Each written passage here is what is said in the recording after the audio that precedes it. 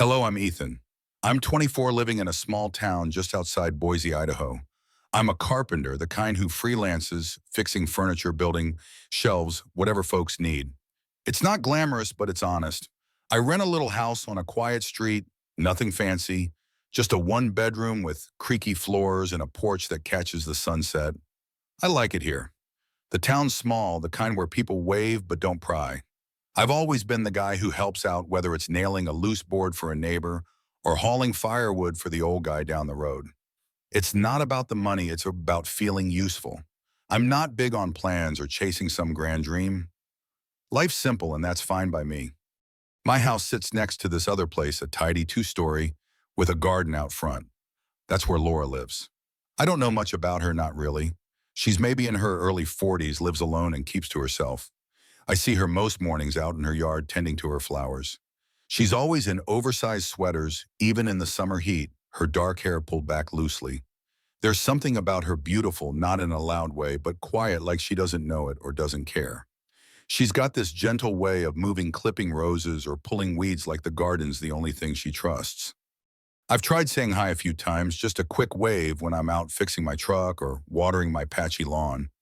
She'll nod back sometimes, but it's quick, almost cold, like she's not interested in talking. I figured she's just private, maybe stuck up. But there's a softness in how she handles those flowers that makes me think it's something else. This one time I was out fixing the wooden fence between our yards. It's old weathered, the kind that sags if you lean on it too hard. One of the posts had rotted through and I didn't want it falling into her garden. So I'm out there with my toolbox hammering in a new post, sweating under the August sun. I saw her through the slats kneeling in the dirt, her hands covered in soil. I thought maybe it was a chance to say something more than, "Hey." So I slowed down, made a little noise with the hammer, hoping she'd look up. She did eventually. I grinned, wiped my forehead and said, "Fence is looking better, huh?" She glanced at me, her face blank for a second, then gave a small nod.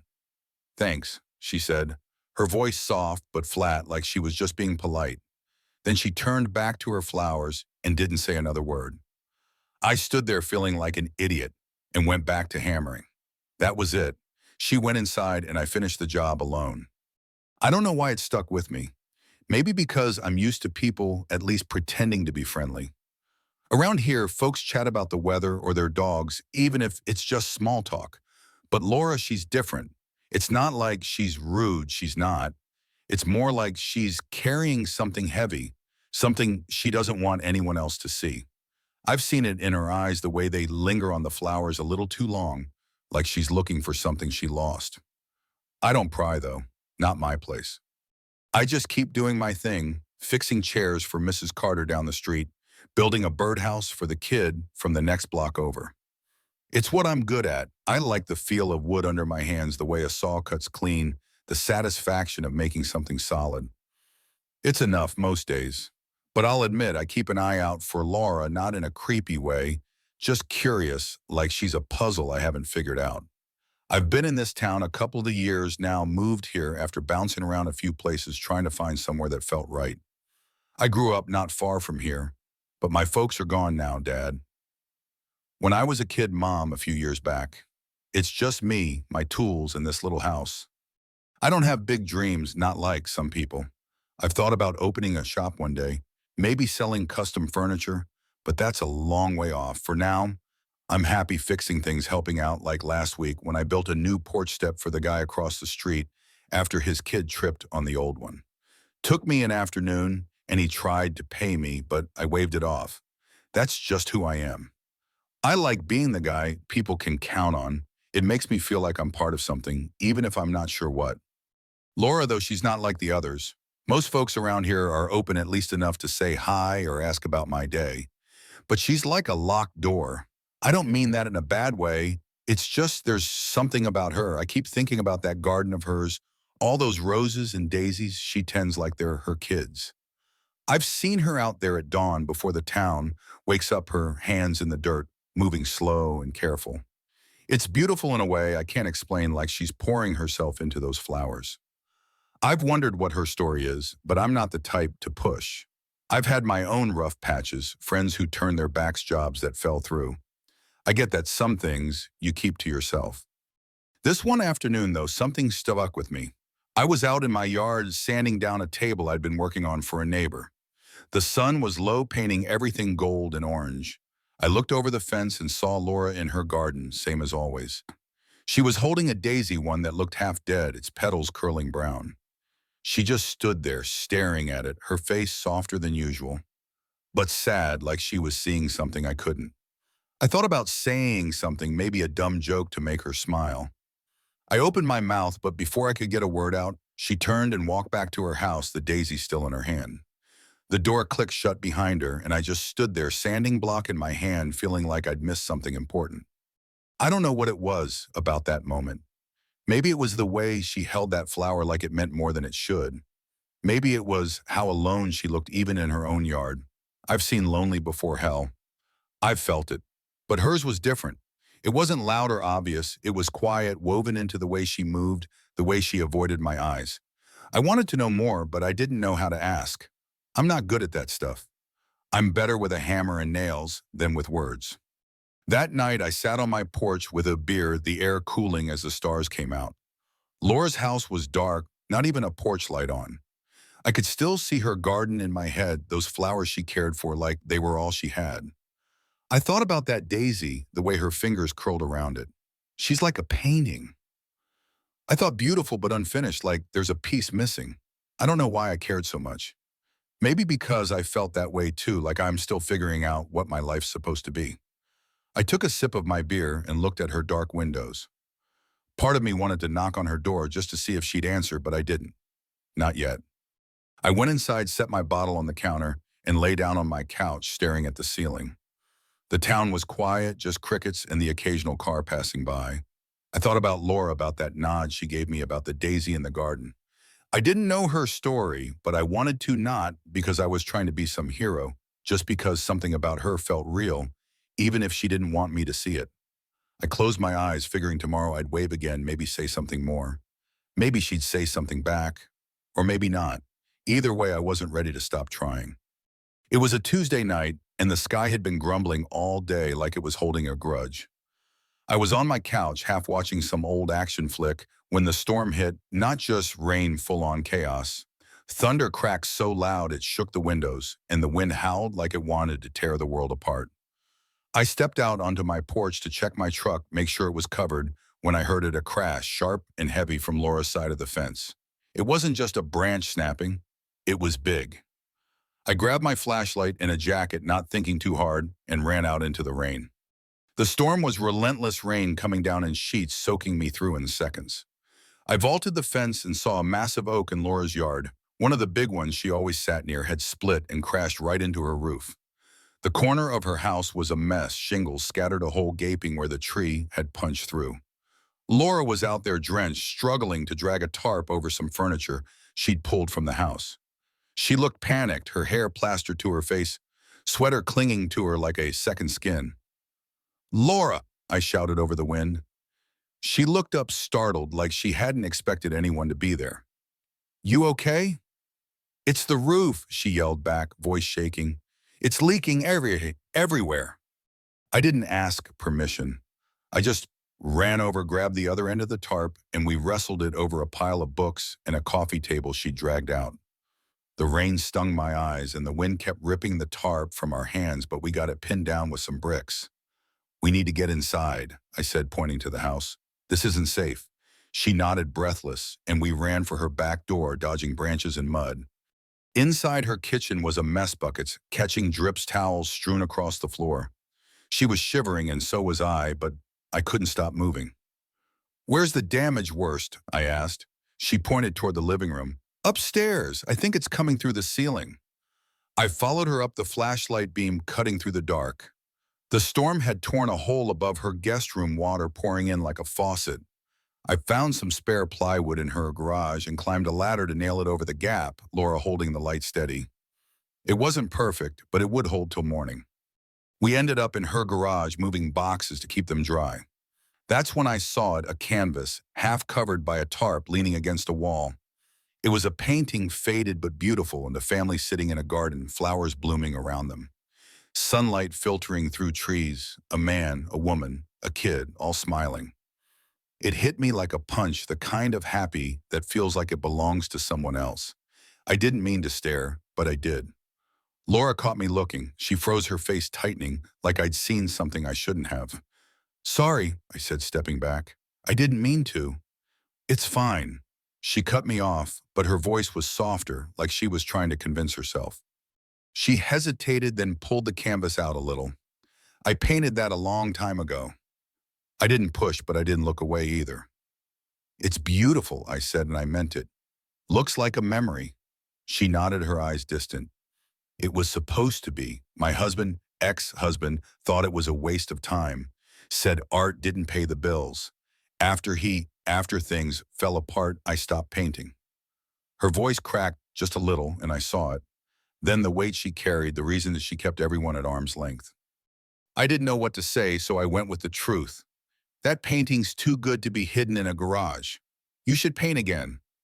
She looked at me, really looked like she was seeing me for the first time, not just the neighbor kid who fixed fences, but someone who got it.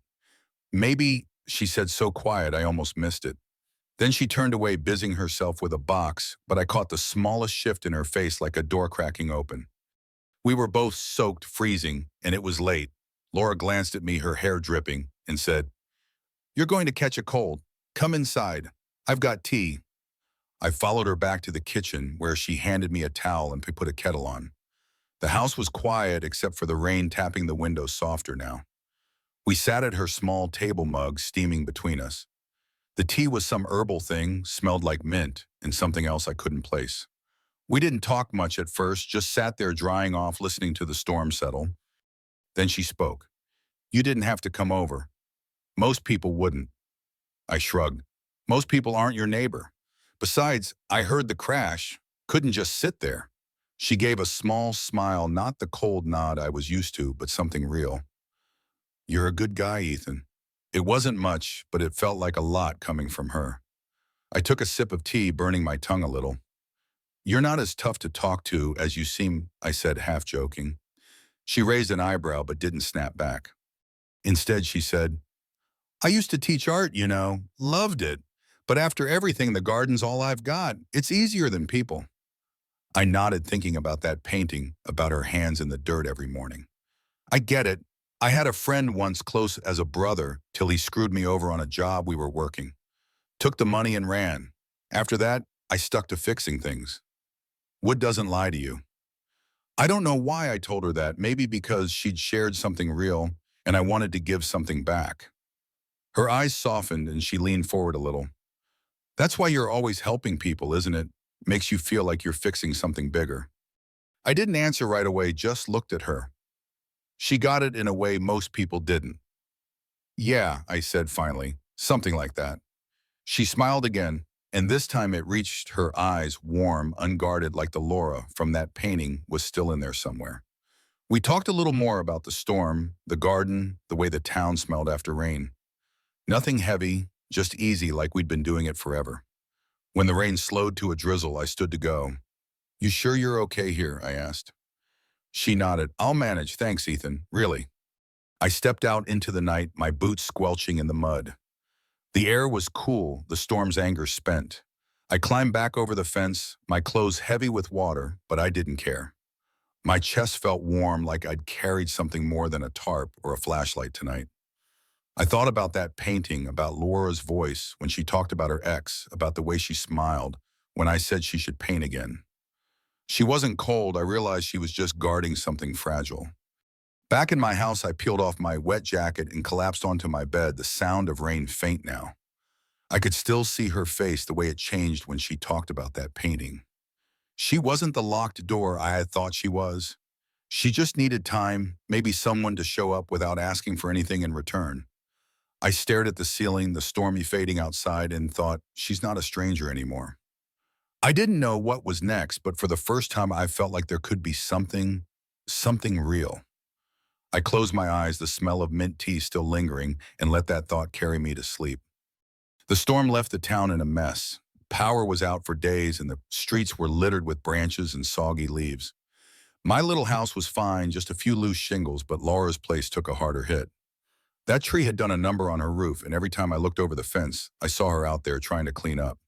She'd be dragging debris to the curb, her sweater sleeves rolled up, hair falling out of its tie. She looked determined, but it was the kind of determined that comes from having no other choice. I couldn't just watch her struggle. That morning, I grabbed my toolbox and headed over. The air was still damp, smelling of wet dirt and pine. Laura was in her yard wrestling with a broken branch bigger than she was. "Need a hand?" I called out, hopping the fence. She looked up, wiped her forehead, and shook her head. "I've got it, Ethan. You've done enough." Her voice was firm, like she was used to handling things alone. I didn't budge. "Humor me," I said, grinning. "Neighbors help neighbors, right?" She gave me a look, half annoyed, half amused, but didn't argue. "Fine," she said. "The roof's still a mess. I don't even know where to start." I climbed up to check the damage. The hole was worse than I thought, jagged with water still seeping into the insulation. I spent the morning patching it up, nailing down new shingles I'd scored from a job site last month. Laura stayed below, handing me tools when I needed them, her movements precise like she'd done this kind of thing before. We didn't talk much at first, just worked the rhythm of hammer and nails filling the silence. But as the sun climbed higher, she started asking questions. "Where'd you learn to do this?" she said, passing me a hammer. "My dad," I replied, not looking down. "He was a carpenter, taught me everything before he passed. Said, wood's honest, you treat it right, it holds up." She nodded like she got it. "My dad was a painter, not houses, canvases. I got that from him, I guess." That caught me off guard. She hadn't mentioned painting since the night in her garage when I saw that canvas of the family. I wanted to ask more, but kept it light. "You plant those roses out front, too," I said, nodding toward her garden. She smiled just a little. "Yeah, they're finicky, but they're worth it. You ever try gardening?" I laughed. "Me, I can barely keep my lawn alive, but I like how you make it look easy." She shrugged, but I saw her face soften like the compliment landed somewhere deep. We kept at it, her passing me nails, me telling her about the time I built a wonky table for a neighbor and had to redo it twice. She actually laughed a real laugh, not the polite kind. It was the first time I saw her like that, unguarded, her eyes bright, like the Laura from that painting was peeking through. By afternoon, the roof was solid enough to keep the rain out. We sat on her porch steps, sweaty and covered in sawdust, sharing a bottle of water. The town was quiet, no hum of electricity, just birds and the occasional car. "You didn't have to do this?" she said again, but this time her voice was softer, less defensive. "I know," I said, but I wanted to. She looked at me, her eyes searching like she was trying to figure out why I kept showing up. I didn't have an answer, not really. I just knew I couldn't leave her to deal with this alone. The power stayed out for 3 days. The town felt like it was holding its breath, everyone scrambling for candles and batteries. I'd see Laura out in her yard trying to salvage what was left of her garden, broken stems, trampled flowers. I'd wave and she'd wave back, a little warmer each time. On the third night, I was sitting in my kitchen, my phone dead and the house lit by a couple of candles. I thought about Laura alone in her dark house, and before I could overthink it, I grabbed a flashlight and walked over. I knocked on her door, feeling a little dumb. She opened it, holding a lantern, her sweater slipping off one shoulder. "Ethan, everything okay?" she asked, surprised. "Yeah," I said, scratching my neck. "Just figured you might need to charge your phone. I've got a power bank at my place, and I've got some soup. Nothing fancy, but it's warm." She hesitated like she was weighing whether to say no, then nodded. "All right, give me a minute." She grabbed her phone and followed me back across the fence. My place was bare, candlelight flickering on the walls, a pot of canned soup on a camping stove. I handed her the power bank, and we sat at my table with mismatched bowls of tomato soup and instant noodles. It wasn't much, but in the soft glow it felt like something. We ate in silence, at first the candles casting shadows on her face. She looked tired, but not the kind of tired you get from a long day, more like years of carrying something heavy. "This is nice," she said finally, her voice low. I haven't, I don't usually do this. Sit with someone." I nodded, stirring my soup. "Yeah, well, I'm not exactly a social butterfly either, but you're not as scary as you seem." She raised an eyebrow, a smile tugging at her lips. "Scary, is that what you thought?" "Not scary," I corrected, grinning. "Just hard to read, like you're keeping everyone at arm's length." She looked down at her bowl, her fingers tracing the rim. I used to be different, she said quietly. I taught art, loved it, made people laugh. Then my husband, ex-husband, decided I wasn't enough. Said my painting was a hobby, not a life. After he left, I just stopped everything. Her voice was steady, but I could hear the cracks in it, like she was saying it for the first time in years. I leaned back, letting her words settle. That's rough, I said. I had a buddy once thought we'd start a business together. He bailed with half the money, felt like a kick in the gut. After that, I stuck to fixing things for people. Makes me feel like I'm doing something right. She looked up, her eyes meeting mine. That's why you're always out there, isn't it? Helping people? I shrugged. Guess so. Keeps me grounded. She smiled, a real one, not forced, and it hit me how different she looked when she let her guard down like the woman who painted that family was still in there waiting. I wanted to keep her talking, so I said, that painting I saw, you should do more. You've got a gift. She shook her head, but not like she was shutting me down. I don't know, it's been so long, I wouldn't even know where to start. Start small, I said. One brush, one canvas, see what happens. She didn't say yes, but she didn't say no either. I'll think about it, she said, and that felt like a win. We finished our soup, and when the power flickered back on the room felt too bright, like it broke the spell. Laura stood grabbing her phone. I should get back, she said, but she didn't rush. At the door she turned. Thanks, Ethan, for tonight, for not giving up on me. I smiled, leaning against the frame. Any time, Laura. She walked back to her house, the streetlights humming to life, and I watched her go, her silhouette softer than before. I sat on my porch later, the town waking up with the return of power. The air smelled clean, like the storm had washed something away. I thought about Laura's smile, her story, the way she looked at me when I said she should paint again. That fence between us didn't feel so tall anymore. She wasn't just the quiet neighbor now, she was someone I wanted to know, really know. I leaned back in my chair, the stars sharp above, and felt something shift inside me, like maybe, just maybe, we were starting something real. A week after the power came back, Laura knocked on my door. It was a Saturday morning, the kind where the air feels crisp and the town smells like fresh-cut grass. I was still in a t-shirt and jeans, sawdust on my hands from sanding a chair for a neighbor. She stood there, her sweater slipping off one shoulder, holding a pair of gardening gloves. I'm starting on the garden today, she said, her voice softer than usual. The storm wrecked it. I could use some help if you're free. I blinked, surprised. Laura didn't ask for help, not like this. It felt big, like she was letting me into a part of her world she usually kept locked. Yeah, I said, grabbing my boots. I'm in. We spent the morning in her yard, the sun climbing slowly, warming the dirt under our feet. The garden was a mess, broken stems, crushed roses, soil churned up like a battlefield. Laura had a plan, though. She'd brought new plants from the nursery, daisies, lavender, a couple of rose bushes. We worked side by side, digging holes, packing soil, our hands moving in rhythm. It was quiet at first, just the sound of shovels and the occasional bird. Then she started talking. I used to spend hours out here, she said, patting dirt around a lavender plant, before everything fell apart. It was my place to think. I nodded, setting a rose bush in place. I get that. I've got a workbench in my garage. When I'm building something, it's like the world makes sense for a while. She looked at me, her eyes curious. You ever think about doing more with it? Your carpentry, I mean. I shrugged, wiping sweat from my brow. Sometimes.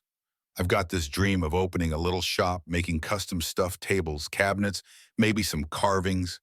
Nothing big, just enough to call my own. She smiled. Small but real. You'd be good at that, Ethan. You've got a way of making things solid.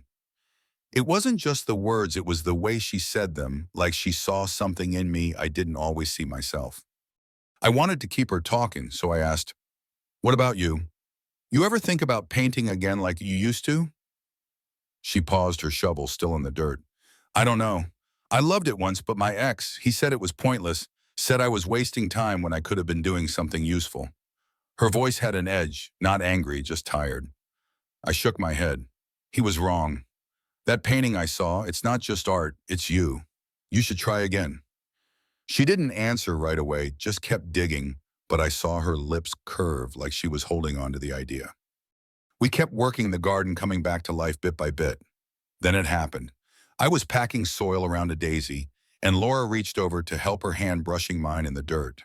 It wasn't much, just a fleeting touch, but we both froze. The air felt heavy, like the world had stopped for a second. I looked at her and she looked back, her eyes wide, unguarded. Neither of us moved our hands. The dirt was cool, her fingers warm, and something about it felt like more than just a moment. Laura broke the silence first. "I used to think I didn't need anyone," she said, barely above a whisper. "After everything I told myself, I was better alone. But you make me want to try again." Her words hit me hard, not because they were loud, but because they were honest. I swallowed, my throat tight. "I don't make big promises, Laura," I said, holding her gaze. "But I'm here. If you want me to be." She didn't say anything, just nodded, her eyes shining like she was holding back something big. We went back to planting, but the air felt different now, charged like we'd crossed a line neither of us could unsee. The rest of the day we worked closer, our shoulders brushing, our laughter coming easier. When we finished, the garden looked alive again, not perfect, but hopeful. After that, we started seeing each other more, not just in passing. Laura would wave me over for coffee on her porch, or we'd walk to the farmer's market down the street, picking out tomatoes and arguing about which ones were ripe. One morning, she showed me something, a sketch, just pencil on paper, of her garden the way it used to be. I started drawing again. She said, her voice shy, like she was afraid I'd laugh. I didn't. It was simple, but it had her in it, the way she sees the world. "It's beautiful," I said, and I meant it. "You've got to keep going." She looked at me, her face softening, and I saw her eyes water just for a second. "You're the first person who said that in a long time," she said. I didn't know what to say, so I just smiled, hoping she knew I meant it. One night, a couple of weeks later, we were sitting in her kitchen after a long day. The air was cool, the windows open, crickets humming outside. Laura was quieter than usual, stirring her tea like it held all her thoughts. "You okay, Mom?" I asked, leaning back in my chair. She nodded, but her eyes stayed on her mug. "The last time I painted," she said before I stopped, "it was a portrait of my family, me, my ex, our daughter." She paused, her voice catching. "She was 3 when we lost her car accident. After that, I tore it up. Couldn't stand to look at it." I felt my chest tighten, like the air had been sucked out of the room. I didn't say anything, just waited, letting her decide how much to share. She looked up, her eyes wet but steady. "I thought if I stopped painting, I could stop hurting." But it didn't work. I reached across the table, my hand finding hers. Her fingers were cold, trembling, just a little. "You don't have to tear anything up anymore," I said. "You're stronger than you think, Laura." She looked at me, tears spilling over, but she didn't pull away. Instead, she stood, walked around the table, and wrapped her arms around me. It wasn't a hug for comfort, not like the kind you give when someone's crying. It was different, warm, deliberate, like she wanted to be close, not because she was breaking, but because she was choosing to let me in. I held her back, my chin resting against her hair, the smell of her lavender shampoo filling my lungs. We stayed like that for a while, the kitchen quiet, just us and the crickets outside. When she pulled back, her eyes were clear, a small smile on her lips. "I don't know what this is," she said, "but it feels good." I nodded, my throat too tight to say much. "Yeah," I managed, "it does." She walked me to the door and I stepped out into the night, the stars bright above her garden. I crossed the fence, my boots crunching on the gravel, and went inside my house. On my table was the sketch she'd given me, a rough outline of her garden, all lines and shadows.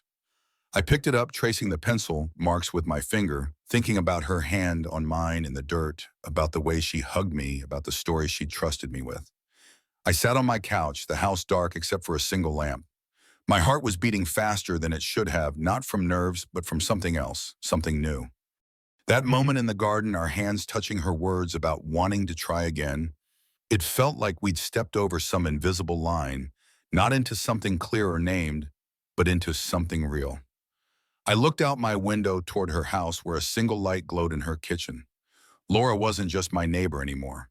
She was someone I cared about, someone I wanted to see smile again, someone I wanted to stand beside. I didn't know where this was going, but for the first time, I wasn't afraid of finding out.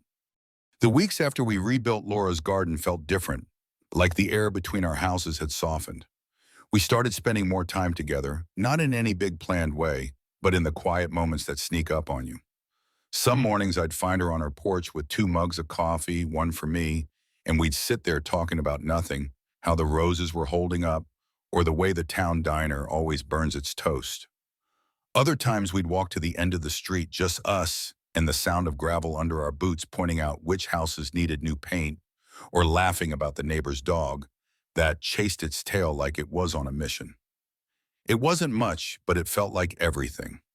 Laura smiled more, her eyes brighter, like she was finding pieces of herself she'd buried long ago. And me, I felt steadier, like my life had a rhythm I hadn't noticed before. One afternoon, Laura asked me to come over and help hang a frame in her living room. I showed up with my toolbox expecting a quick job. But when I walked in, I saw a new painting propped against the wall. It was small, just a canvas the size of a book showing her garden in full bloom, colors soft but alive like she'd poured herself into it. "You did this?" I asked, picking it up carefully. She nodded, her cheeks flushing a little. "It's not much, just something I tried last week."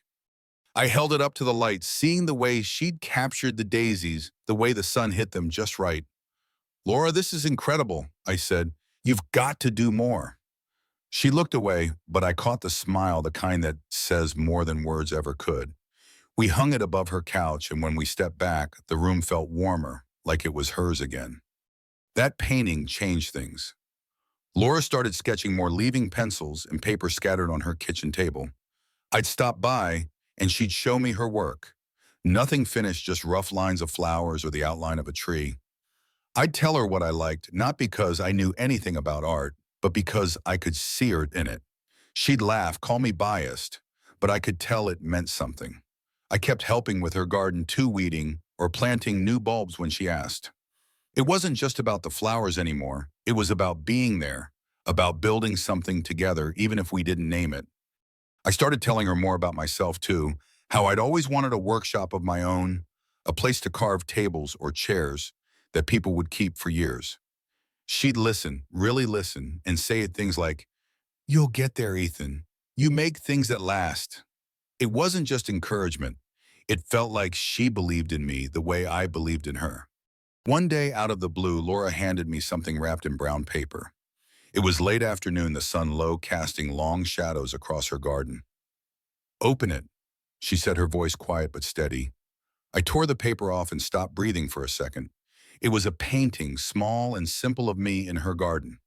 I was kneeling in the dirt, my hands on a shovel, the roses behind me glowing in the light. It wasn't perfect, but it was real. Every line, every shade felt like she'd seen me, really seen me. Tucked into the frame was a note, "Thank you for bringing color back." I looked at her, my throat tight. "Laura, I don't know what to say." She smiled, her eyes soft. "You don't have to say anything. Just keep being you." I held the painting, my fingers tracing the edges, and realized something. She wasn't just healing herself. She was giving me something too, a sense that my life mattered, that I wasn't just drifting through. We started talking about the future, not in a big, heavy way, but in small pieces. Over coffee one morning, he'd asked, "Where do you see yourself in 5 years?" I laughed, stirring my mug. "Hopefully not still renting this place. Maybe with that workshop I keep talking about." She thought for a moment, her fingers tapping the table. "I don't know, somewhere with a garden, maybe a studio too, somewhere I can paint without feeling like I'm hiding." I nodded, picturing it, her with a canvas, me with my tools, both of us building something. We didn't make promises or talk about forever, but it felt like we were saying the same thing: we wanted more moments like this together. One evening, as the sky turned orange and pink, we found ourselves standing by the fence where it all started. The garden was blooming again, not as full as it used to be, but alive, stubborn, like it refused to give up. Laura leaned against the fence, her sweater loose, her hair catching the light. "You know," she said, her voice soft, "I used to think this fence was here to keep people out, to keep me safe. But now it's just part of the garden." I looked at her, the words sinking in. "Then, let's leave it there," I said, smiling. "We don't need to tear it down." She turned to me, her eyes warm, and nodded. "Yeah, we don't." It wasn't a vow or a grand declaration, but it felt like one. We were choosing this, whatever it was, without needing to define it. We stood there a while watching the garden settle into dusk. The air was cool, the flowers swaying gently like they were breathing with us. I thought about her painting the one of me and the note that came with it. I thought about the storm the night we met in her kitchen, the way her hand felt in mine in the dirt. We weren't a couple, not in the way people post about online. We weren't planning a wedding or moving in together. But we were something, two people who'd found each other in the quiet, who'd made each other's lives a little less lonely. Laura reached out her fingers, brushing mine, not holding, just touching, like she was saying she was there. I brushed back, my heart steady, and we stood there, the fence between us, but not really. I went home that night, the painting still in my hands. I set it on my table next to the sketch she'd given me before, and sat on my couch, the house dark except for a single lamp. I thought about Laura's words about the fence being part of the garden, about how she looked at me like I was part of it too. My life hadn't changed much on the outside. I was still fixing furniture, still helping neighbors, still dreaming of that workshop. But inside it was different. Laura had given me something I didn't know I needed, a reason to show up, not just for others, but for myself. As I looked out my window, her house glowed softly, a single light in her kitchen. I thought about that first day when she was just the quiet neighbor who barely nodded back. Now she was more someone who saw me, who trusted me with her pain, her art, her hope. Maybe this wasn't forever. Maybe we'd never put a name to it. But right now it was enough, more than enough. I leaned back, the painting, catching the lamplight, and let myself smile. Whatever came next, we'd face it together, one day at a time. In the soft glow of a small-town sunset, Ethan and Laura's story unveils a poignant lesson about the healing power of connection and the courage to rebuild after loss. Ethan, a carpenter who fixes more than just furniture, and Laura, a guarded artist hiding behind her garden, started as neighbors separated by a weathered fence. A storm's chaos brought them together, revealing Laura's buried pain, her lost daughter, a broken marriage, and a silenced passion for painting. Ethan's quiet persistence, from patching her roof to encouraging her art, helped her rediscover her voice. Their shared moments, hands brushing in the dirt, a painting of Ethan in her garden, showed that healing doesn't come from grand gestures, but from showing up day after day with honesty and care. Laura's vulnerability and Ethan's steadfast support remind us that life's deepest wounds can mend when we let someone in, trusting them with our scars. Their bond, undefined yet real, teaches us that connection can bloom in the quiet spaces where empathy and presence matter more than words. This story resonates with anyone who's carried a hidden hurt or found hope through an unexpected bond. Have you ever let someone past your walls or been the one to help another heal? Share your experiences in the comments. We'd love to hear how you found light in life's storms. If Ethan and Laura's journey touched your heart, hit that subscribe button and join our community for more stories that inspire hope and connection. Let's keep these heartfelt conversations alive. Your story matters.